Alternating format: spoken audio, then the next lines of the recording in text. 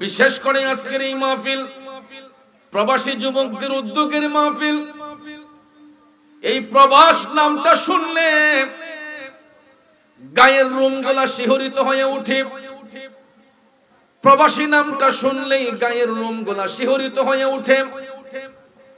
আমাদের দেশের কিছু কিছু লক্ষ্মী ছেলেগুলা এক একটা পরিবারকে উন্নত করার জন্য, একটা পরিবারের হাল ধরার জন্য 7 সমুদ্র 13 নদী পাড়ি দিয়া মাথার গাম পায়ে ফেলে অক্লান্ত পরিশ্রম করে, তুলতুলে নরম দুইটা হাতকে তামার মতো শক্ত করে উপার্জন করে। একটা টাকাও বিদেশে রাখে না, সবগুলা টাকা বাংলাদেশে পাঠাইয়া দেয় পরিবারের সুখের জন্য। কথা বলেন ঠিক কিনা? এই ঘাম জড়ানো ইনকাম দিয়ে আজকে এই সুন্নিয়তের বাগান সাজানো হয়েছে। বাবারে, প্রবাস নামটা শুনলে আমরা মনে করি মনে হয় টাকার পাহাড়, কিন্তু আসলে ঠিক তা নয়। প্রবাস জীবনটা বড় কষ্টের জীবন।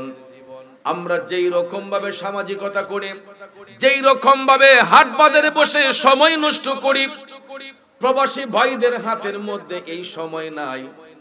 কারণ টাইম টু টাইম তাদেরকে ডিউটি করতে হয়।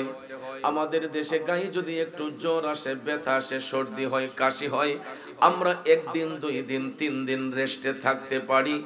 কিন্তু আমি গত 2 সপ্তাহ আগেও যখন সৌদি আরবে ছিলাম, আমার নিজের চোখে দেখেছি শরীরের মধ্যে জ্বর, গায়ে ব্যথা, অনেক রোগ ব্যাধিতে আক্রান্ত, কিন্তু ডিউটি কিন্তু ক্ষমা নাই, ডিউটি করতেই হচ্ছে।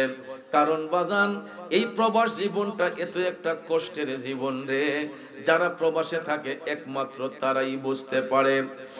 এত কষ্টের জীবনের মধ্যেও পরিবার যখন সুখে থাকে, শান্তিতে থাকে, ওই প্রবাসী ভাইগুলার মনের মধ্যে তখন আনন্দ পায়।